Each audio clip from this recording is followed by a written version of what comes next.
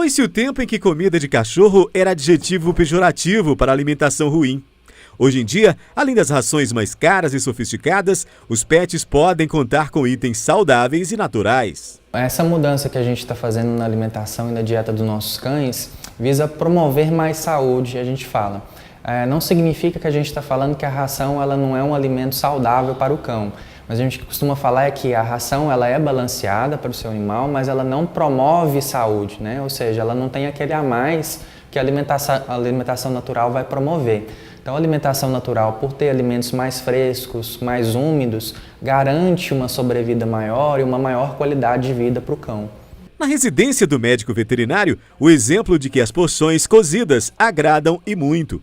Os dois cãezinhos da casa não rejeitam os alimentos preparados de maneira balanceada e pensada na saúde deles. Basicamente, a gente tem três modalidades de alimentação natural. A cozida, que foi essa que a gente viu aqui. A crua sem ossos, que é a carne crua em si, os vegetais crus, apenas o carboidrato que é cozido por uma questão de digestão.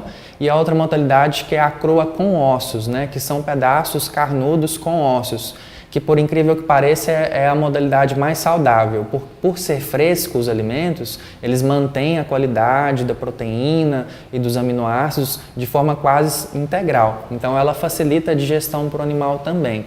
A modalidade cozida é a que ganhou mais espaço por ela ser mais aceitável, né? Então todo cão costuma gostar ali do alimento cozido, né? E por ser ela ser de mais praticidade na hora de fazer, né? Mas a gente tem essas três modalidades. A Isabela sentiu a necessidade de procurar ajuda para os seus animaizinhos e, orientada, já aderiu à mudança para a modalidade de alimentação cozida. Quando a mais nova chegou, a mais velha, chegou aqui em casa, ela chegou comendo ração, né? E aí, passado alguns meses, eu percebi que ela tinha um paladar muito exigente. Então, ela começou a recusar a ração e posteriormente, como ela ficava muito tempo sem comer, ficava muito tempo de jejum, ela começou a ter vômitos diários, vários episódios de vômitos. Então, ela passava muito tempo sem comer. E aí foram muitos meses tentando com que ela comesse de alguma forma.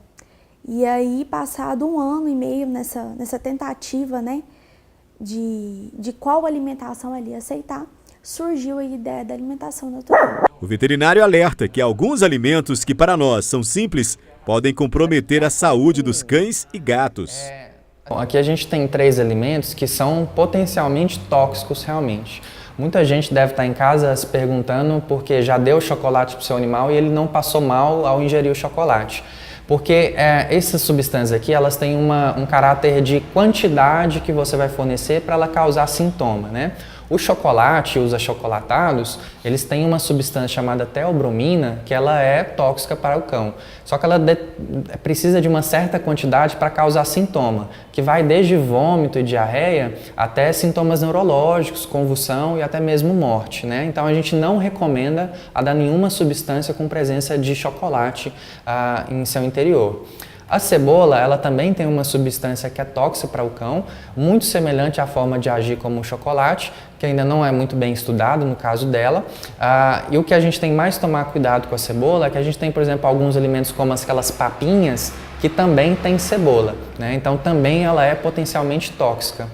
Um alimento que a gente não colocou aqui, mas vale a pena comentar, é o alho. O alho, ele tem a sua dose tóxica, que é cerca de 1 dente de alho por quilo de peso de animal em uma regularidade, mas quando ele é usado em pequena quantidade, ele é muito benéfico para o animal.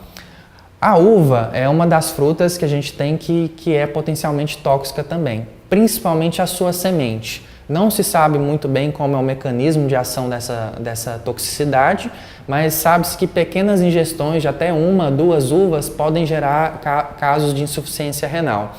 Vale lembrar que a uva passa também entra nessa classificação.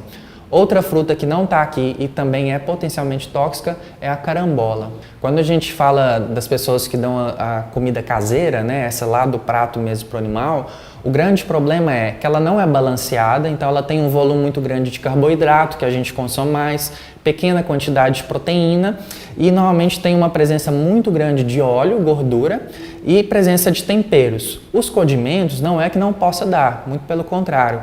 Com exceção aqui, eu vou dizer basicamente a pimenta do reino, que é potencialmente tóxica, mas todos os outros, salsinha, cominho, tomilho, todos esses o animal pode receber em pequenas quantidades. Se de um lado estão os alimentos que são prejudiciais aos animais de estimação, do outro são apresentados diversos exemplos de frutas, legumes e outros produtos naturais que fazem muito bem aos pets. Hoje os estudos mais recentes, que ainda são muito poucos infelizmente, mas já têm mostrado que a sobrevida de cães que recebem alimentação natural é de até 2 anos a mais, que para um cão é muita coisa, né? Hoje a gente está falando de expectativa de vida de 12 anos para um cão, né? Então seria um animal que pode viver até 14 anos.